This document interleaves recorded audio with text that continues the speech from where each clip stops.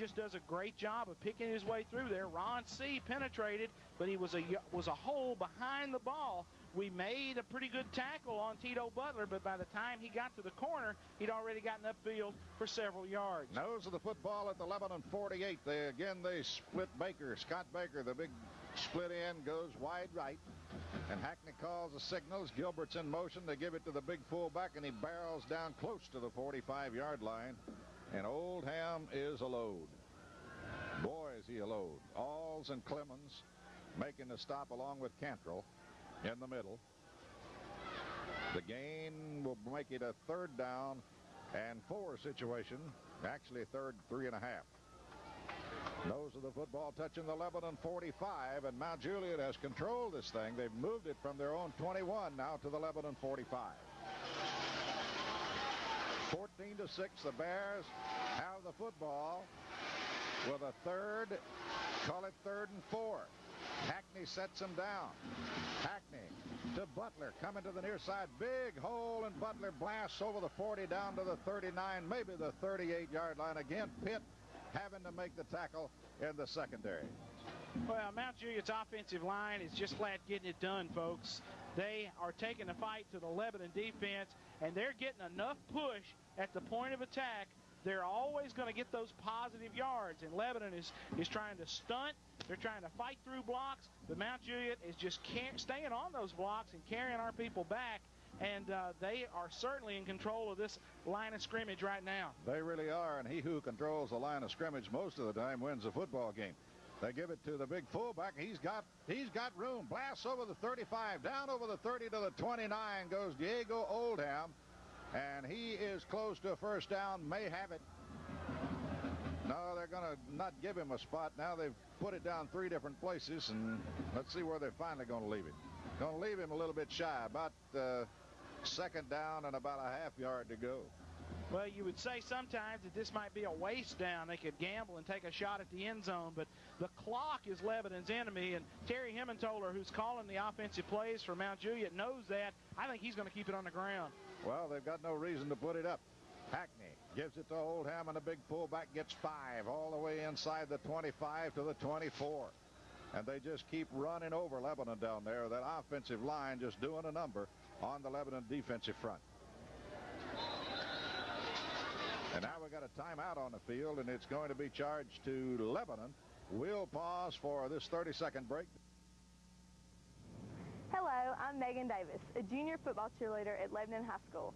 We are here with Rochelle, McCullough, and Oz to thank them for their support and present to them this Blue Devil football souvenir. The law firm of Rochelle, McCullough, and Oz is proud again to be a sponsor of the Lebanon High School football team and cheerleading squad. Go Devils! They've controlled the football on the ground, and the officials apparently going to try to get the clock functional once again. They say 4 minutes to go in the game, and now the scoreboard, 4, 5, what are they going to say? 5 minutes, 3, 2, 1, Well, we just ran out of time. Yeah, according to the scoreboard. Well, I thought they were going to run it down to 4 minutes and keep the time on the field, but that's apparently not going to be the case.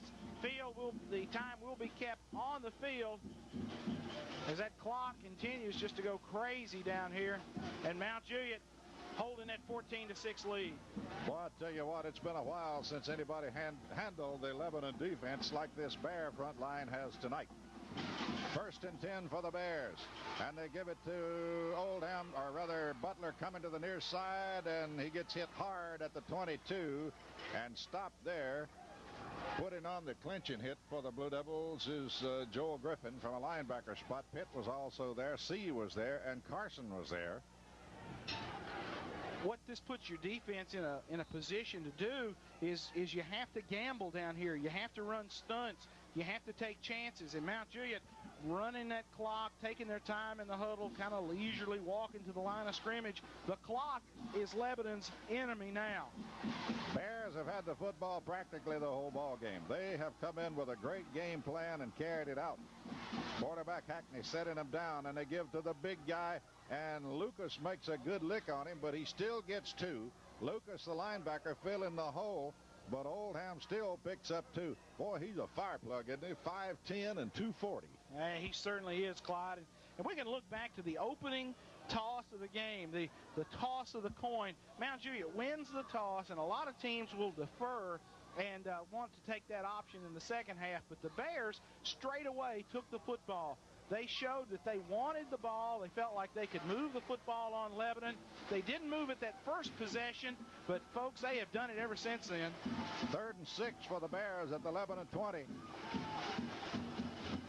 Bears with a long count coming into the near side, and they give it to the quarterback. Going to keep it. Hackney trying to slide outside. Lebanon going to get him at the 20-yard line, and it will bring up a 4th and 5 for the Bears. Hackney that time faked the Butler on the play that we've seen so much, kept it himself. Boy, he showed a lot of speed, didn't he? Showed some quickness as the junior quarterback Hackney faked it inside and then turned and put it on the bootleg and tried to get outside. Lebanon chasing.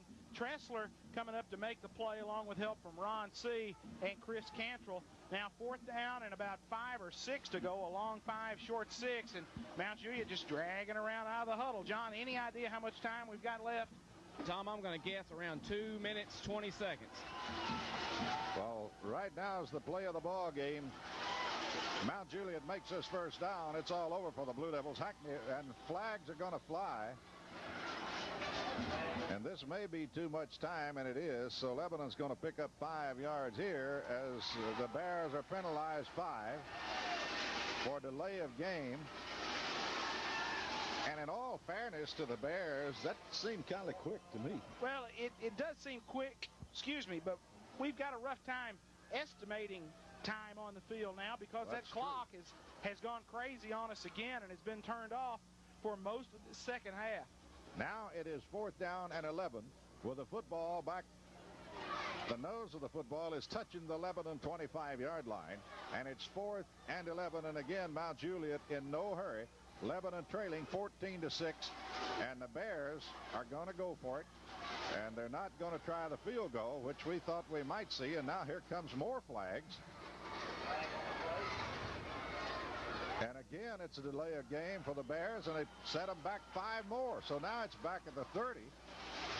So, Tommy, you think they're using all the time they can because, no, the clock would be stopped till the play starts. Yeah, the clock stopped until they can snap the football after the penalty, and Mount Juliet. Boy, they're coming out this time. Yeah, if they had another penalty, they might punt it. All right, 4th and 16 for the Bears at the Lebanon 30.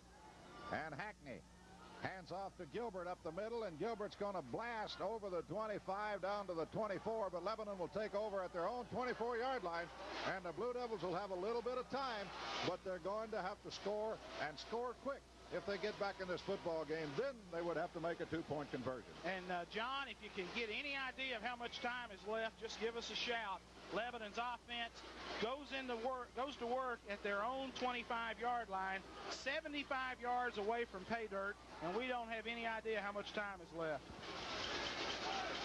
All right, Ron C. going to be in. Hankins going to come out for the Blue Devils.